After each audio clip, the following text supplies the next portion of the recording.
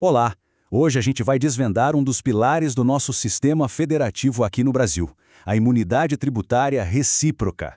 Pode parecer um nome complicado, mas a ideia por trás é fundamental para garantir o equilíbrio e a autonomia entre a União, os estados e os municípios. Bora mergulhar nesse assunto? Para a gente começar, vamos pensar numa situação bem concreta. Imagina só, a prefeitura de uma cidade, ela pode por acaso mandar um carnê de IPTU para uma universidade federal que fica ali no seu território? A resposta para essa pergunta, que parece simples, na verdade revela muita coisa sobre como o poder é distribuído no Brasil. E olha só o nosso caminho para entender tudo isso. A gente parte desse paradoxo.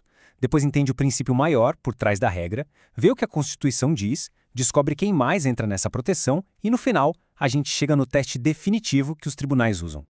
Então, a resposta para a nossa pergunta inicial não é só uma regrinha de imposto, não.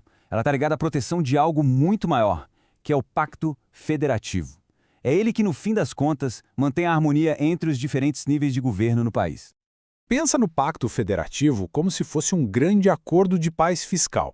A ideia central é garantir que ninguém, nem União, nem estados, nem municípios, possa usar o poder de cobrar impostos para basicamente subjugar ou controlar os outros financeiramente. É o que sustenta a nossa federação. Exatamente. Sem essa proteção, a gente poderia ter um cenário de caos. Já pensou? Um estado tentando cobrar um imposto altíssimo de um prédio federal, ou um município taxando os serviços de um estado só para enfraquecê-lo. A imunidade recíproca existe justamente para impedir essa guerra fiscal e garantir que haja cooperação.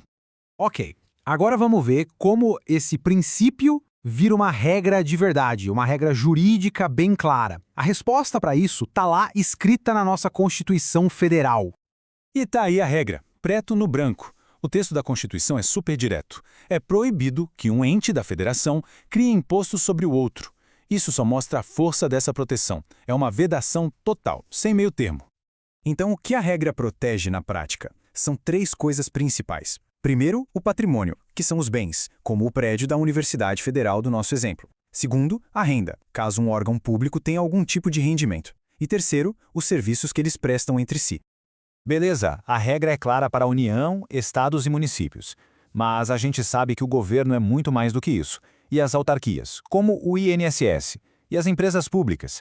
Será que a imunidade para por aí? A resposta é não. O entendimento que prevaleceu nos tribunais, principalmente no Supremo Tribunal Federal, é que essa imunidade tem que ir além, tem que alcançar aquelas entidades que, na prática, estão ali executando atividades essenciais do Estado. Elas são vistas como se fossem um braço do poder público. E aqui a gente vê como a coisa se desenrola. Para autarquias, tipo o INSS, e para as fundações públicas, a imunidade é praticamente automática, desde que os bens sejam usados nas suas atividades principais, claro. Agora, para empresas públicas e sociedades de economia mista, a história já é mais complexa. A situação é condicional, como no caso dos Correios, que teve a imunidade reconhecida pelo STF depois de muita discussão. E é isso que nos leva para a parte mais interessante. Afinal, qual é o critério? Como é que os tribunais decidem se uma empresa estatal, que muitas vezes até compete no mercado, deve ou não ter essa imunidade? Pois é, existe um teste bem claro para definir isso. E aqui está o pulo do gato. Para uma empresa estatal ou de economia mista ter direito à imunidade, ela precisa passar por um teste de 3 etapas. Primeiro, o serviço dela é público e essencial? Tem que ser.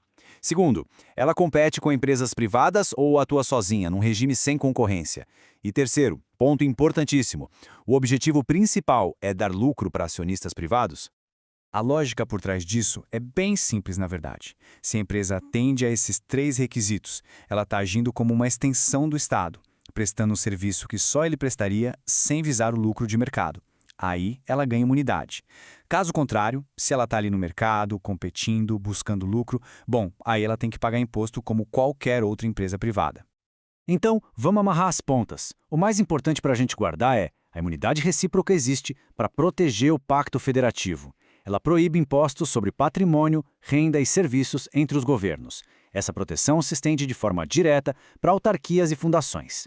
Mas, quando a gente fala de empresas estatais, a coisa muda. Elas precisam passar por aquele teste de 3 pontos para provar que agem em nome do Estado e não como uma empresa comum. E para a gente fechar, fica uma reflexão no ar. A gente viu em detalhes todo um mecanismo que limita o poder de tributar entre os próprios governos. Mas isso acaba levantando uma questão talvez até maior. E quem paga a conta, quem financia toda essa estrutura? Quais são as proteções e os limites para quem contribui? Isso, com certeza, abre um campo enorme para outro debate.